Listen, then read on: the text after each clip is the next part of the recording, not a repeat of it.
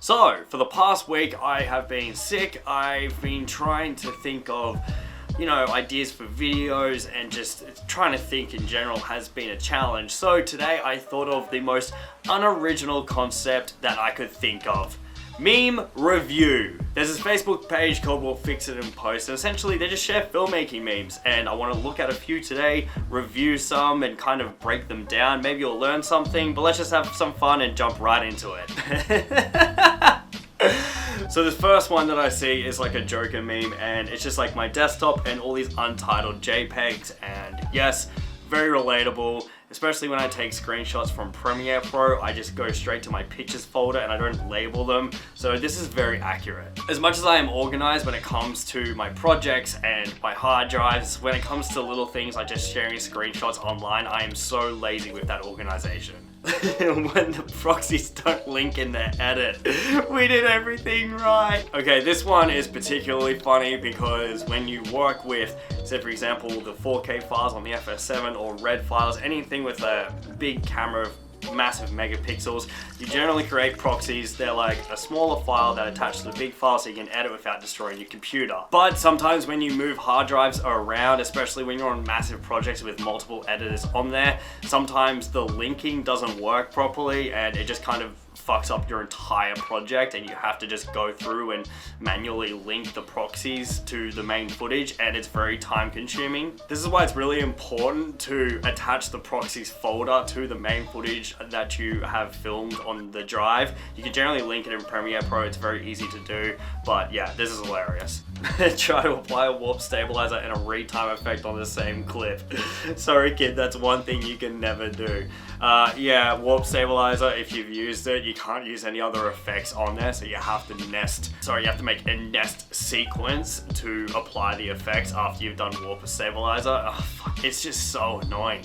When you're showing your friend reel and they tap the screen to see how much time is left.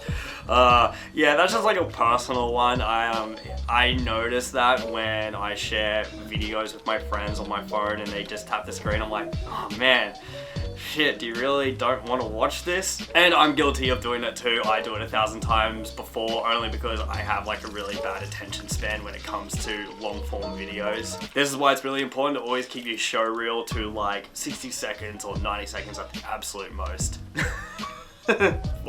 40 shots in one day seems way too much. Let's aim for something realistic. Unexperienced director, you have no idea how high I can fly. This isn't like a stab at like unexperienced directors, but it's very true. I have been guilty of this in the past, thinking that I could get a lot more coverage in a day than I can actually do, biting more off than I can chew, running out of daylight, and just a whole mess of things when it comes to these types of projects. But you'll learn this as a director. You'll know how to plan out your shoots and how many setups you can actually get done in a day. It just takes time. When you spend 2 minutes in a row on Adobe without Control S, quite an experience to live in fear, isn't it? Yeah, I am a ninja when it comes to Command S, Control S, just saving the project in Adobe as much as I can.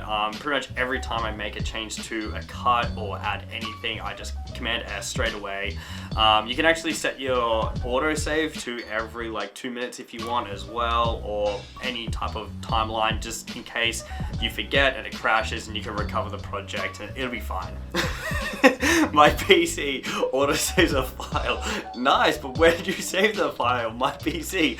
Good question. Yeah, this has happened on a lot of projects, especially if I get given a project on a hard drive. For whatever reason, the autosave goes to like a weird folder, whether it's in that hard drive or on my laptop, and I can't find it. I don't know why it does it, but yes, very relatable.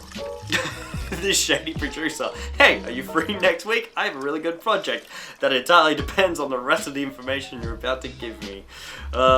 Yeah, I get that quite a lot, I wouldn't say shady people, but people just calling you saying, hey, you're free to come down for the shoot for a couple of hours and just film our thing. And I'm like, yeah, cool. Going back to my, last video, like, what's your budget? And not hearing anything back. What's your budget? Watch that. It'll help you get paid. colorist ended up asking what LUT he used. Yeah, this happens a lot now that like LUTs are a thing. They have been a thing for a while, but they're really popular now. You know, being a colorist is its own art. Like, they spend so much time learning about nodes, masking, like all this technical shit that I don't understand. So please, if you ever meet a colorist, don't ask them what LUT they use. You will be offending their whole career. Me buying more film equipment, not getting enough freelance gigs to justify the cost. You dumb bitch. Yeah, this happens a lot. Even when I bought my Milvis 50 and 85mm, I spent quite a few grand on those lenses, and I was like, oh great, I've got these cinema lenses now, I'm just gonna get a lot more work through it. No, didn't happen out that way, but I did make up for the cost eventually. Actually, I have a better one. I bought a Sigma 135mm lens, and I was like, I'm gonna use this on so many shoots. I used it once, maybe twice, and then I had to sell it. So, you know, just rent before you buy, please. It's the only advice I can think of. Film students, whenever they color grade something, you know what? Double the saturation. Yeah, I've been guilty of that. A big thing I was guilty of as well in film school is I would get the red S-curve and make like an S-curve out of the red, so it was like green in the shadows and like really orange in top. But I was obsessed with like overly warm, saturated colors. I don't know why, but yeah, you know, if you're doing this, that's fine. You'll just learn eventually that you might not like that style. Me, who didn't duplicate the timeline, the director telling the client that we can totally come back to the previous edit. Yes, hot tip, when you have changes from a client, copy and paste all your footage into a new timeline and call it version 2. So when you render it, you know that's version 2, version 3, 4, so on and so forth. So if the client's like, can we go back to version 2, when you're on the 4th version, you can do that. It's sweet. Oh my god. This will be the last one for today because this is pretty damn good. This shady wannabe entrepreneur that wanted me to make his shitty commercial videos for exposure.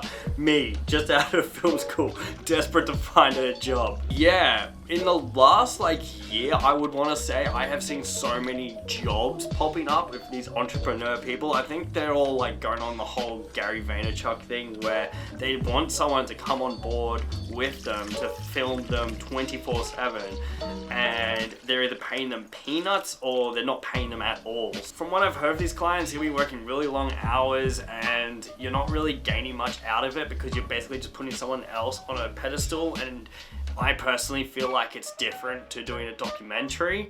So I don't know, make up your own mind with it. That being said, I hope you enjoyed this meme review.